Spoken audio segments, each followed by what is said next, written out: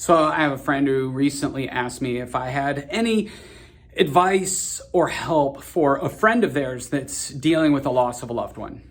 Somebody really close to them, a woman lost her father, and then I started thinking about people who've lost close friends or family members or a spouse or even kids. And the truth is, there is some probably high-level things that just help frame the journey and some practical next steps that you could step into. But because every situation is nuanced, it's really hard to give like general help.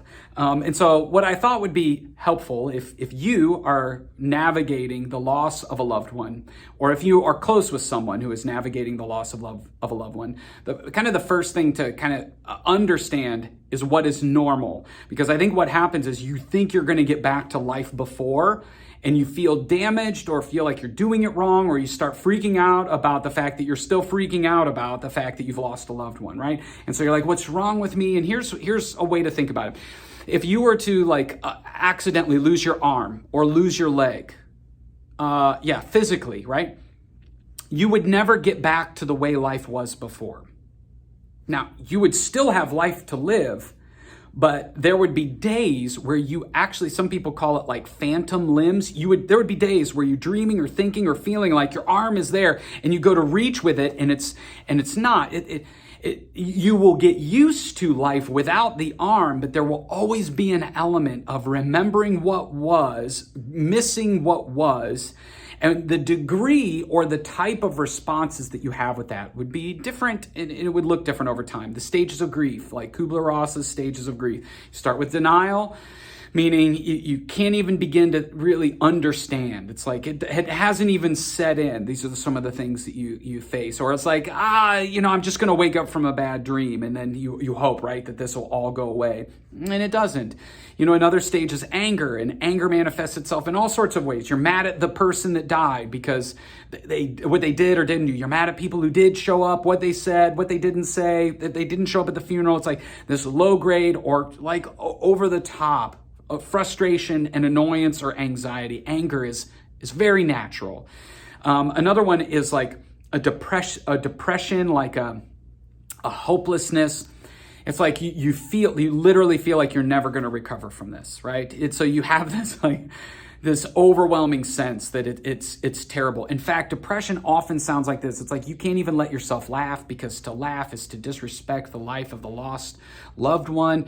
And so you don't allow yourself, you don't feel like you have any permission to enjoy life ever again because of the loss of your loved one. And then bargaining is another one. That's where you start to go through a series of what ifs and if I should have, right? You start to negotiate with yourself, with your loved one, with what could have been, with what should have been. And if you just would have done it right, all of this would all go away, right? And it doesn't. These are all normal parts of the grief journey, and it's not a linear progression. It's more like pebbles in the water, right? And so a week may be of anger, it's like ripples of anger, a week of anger and depression, another week of bargaining and depression, another week of anger and bargaining or denial or whatever. And so these ripples kind of ripple through your life. And so how do you navigate grief without shutting down every other area of your life? Because you have to go to work. You've got other kids to take care of. You've got other responsibilities that you have to show up for. And how do you do that when you're dealing with all of this? Well, I don't know that this will be helpful for everybody, but this is a practical way, a tool. That's what it is. And you may have to adjust some of the nuance of this for your situation, but a tool would be this. Whenever you're dealing with a challenge or a crisis, sometimes the way to help acknowledge it and yet at the same time not allow it to permeate everything that you're doing is to simply set an appointment. That sounds weird, I know, but set a time of day, a literal time of day for 30 minutes, an hour, maybe. And it may need to be every day of the week for a season. It might need to be for an hour once a week where you're going to talk to, and that sounds strange, where you're going to set aside time to deal with, to work through, to process, to vent, to cry, to whatever the stages of grief that you're in. Now, grief is going to show up and you're not going to be able to control that. I'm not saying, enact some sort of Superman control over these areas. That's not healthy either. But sometimes when you're processing through the anger or the frustration or the questions or whatever, what I want you to do is I want you to write that down somewhere in that calendar appointment, somewhere that you're going to keep on. You're going to make a mental note of that. And on Tuesday or tonight at 7 p.m., I'm going to talk to my dad about that.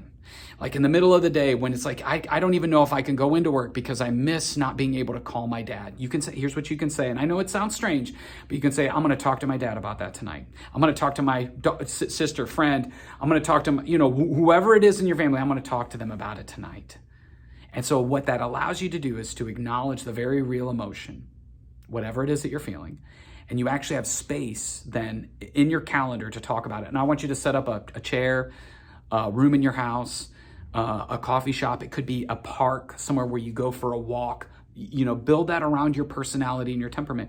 And I literally want you to write about it, talk about it out loud as if they're sitting right there in the room with you, okay? So if you lost a loved one, it's like every Tuesday for 3 weeks, you're going to sit down and you're going to talk about the things that made you laugh about them today. And you're going to talk to them as if they are there because you're doing it anyway. And so what that allows you to do in the midst of your day is you can go, okay, here's that feeling again. Oh, let's remember, I'm going to talk about that tonight. And you can almost set that, not dismiss it, but set it there and give yourself permission to talk about that for an hour. And then every day, that you're going to have time to deal with that emotion. So you can say to yourself, I don't have to be overwhelmed by this now completely because I know I'm going to have time to talk about that later. Now, the faith side kicks in where, for me, which is really important, is you can begin to imagine or realize that God is there with you in that space too. And so in that space, you can prayerfully say, God, I need your help with this. God, I need your help, and process it out. If it helps to write it out as if you're writing a letter, then journal it. If you're verbal, then talk about it. Pick your favorite blanket or something that reminds you of your loved one and keep that there with you in that time, okay? And so set an appointment every day if you need to, once a week if you need to, but you have a set aside time. And then throughout the day, as you think about things or you're triggered by things or you're reminded of things or you cry about things, say, I'm going to talk to my loved one about that tonight. I'm going to talk to God about that tonight. And so that's what I want you to do on a regular basis. And then the other thing that I want you to do is to have a life-giving friend.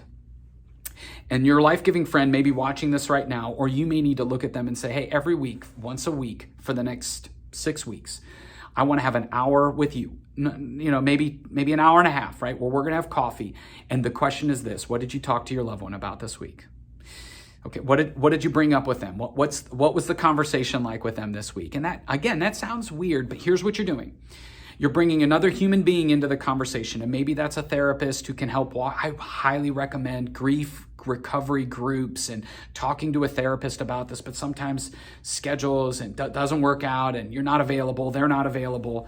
But talk to someone like about once a week about what you talk to your loved one about. And what you're doing is you're bringing another human into the mix so that you get that human connection that you may not quite get when you're talking to your loved one who physically can't be there.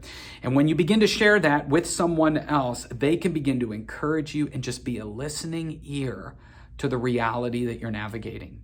What I want you to hear above all is that the stages of grief are normal. You're not broken. You're not doing it wrong, and that you will ultimately get to a place where you will accept your new reality. You will honor the role or the place that person has in your life, never forgetting them. You will be able to do life, move forward without them. And actually, a sixth stage of grief that some people are proposing is you will discover a way to have meaning in other people's lives in light of what you've been through. And so that's ultimately my encouragement and my hope for you. You don't need to be there today, and you don't need to be there at a specific day and time. Keep navigating the stages of grief.